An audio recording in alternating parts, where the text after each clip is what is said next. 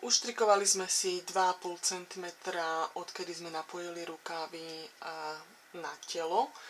A teraz som na ľavej strane prednej časti, presne na začiatku. Ukázali sme si v predošlej časti, ako si označíme začiatok a koniec prednej časti a začiatok a koniec zadnej časti.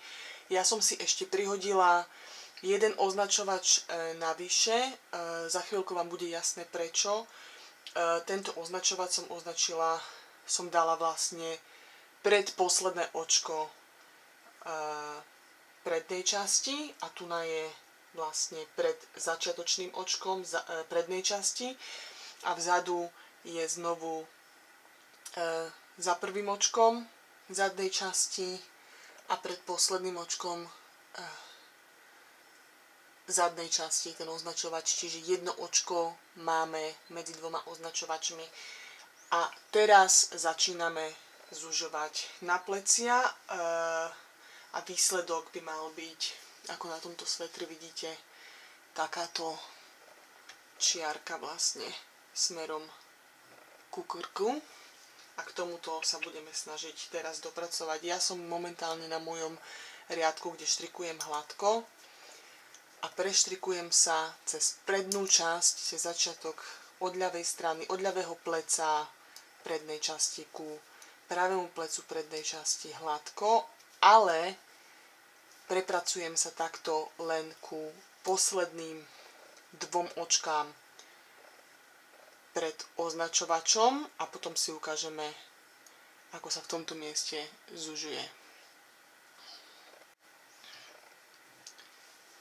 Takže vidíme, že som dve očka pred označovačom a teraz na tomto mieste ideme zužovať. Pred prvým označovačom sa zužuje tým spôsobom, že uštrikujem dve očka hladko, prehodím označovač,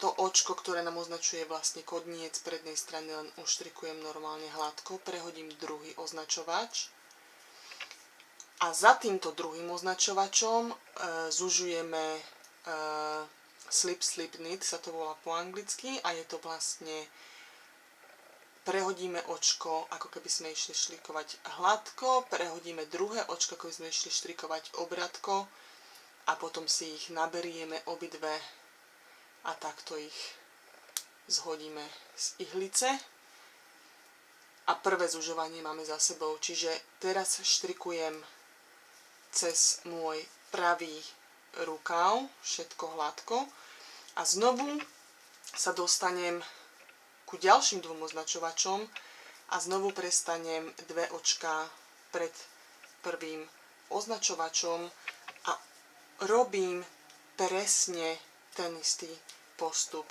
Čiže uštrikujem dokopy dve očká hladko, stredné očko medzi označovačmi uštrikujem normálne, prehodím si druhý označovač a tam to urobím tým spôsobom prehodiť, uštrikovať, čiže prehodiť ako hladko, prehodiť ako obratko a zoštrikovať ich dokopy. Čiže teraz sa dostávame ku koncu tohto pravého rukáva. Ešte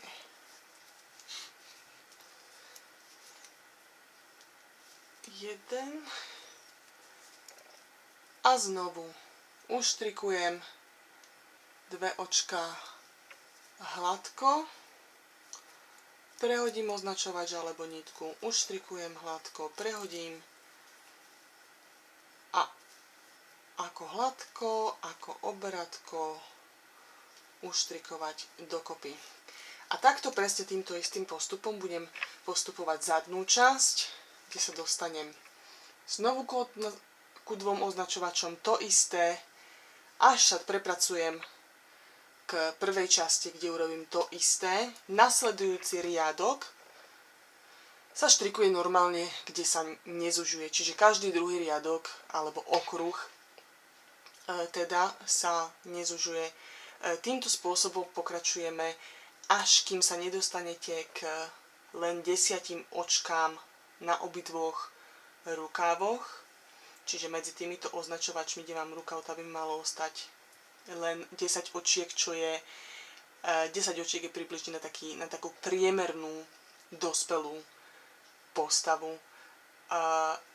Keď sa dostanete ku tým 10 očkám, potom už bude nasledovať len ukončenie okolo krku, čiže kolier, a potom môžete zhodiť očka z ihlice a zošiť podpazušie. Čiže v nasledujúcej časti si ukážeme, ako teda na to ukončenie okolo krku